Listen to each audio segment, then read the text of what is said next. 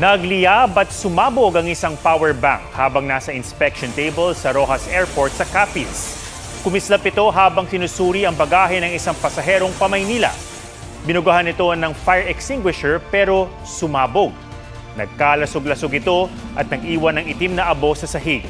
Walang nasaktan ayon sa Civil Aviation Authority of the Philippines o CAAP.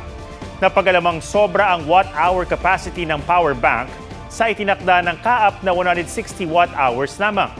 Git ng pasahero, pinayagan naman siyang dalhin ng power bank sa flight galing Maynila. Huwag magpahuli sa mga balitang dapat niyong malaman. Mag-subscribe na sa GMA Integrated News sa YouTube.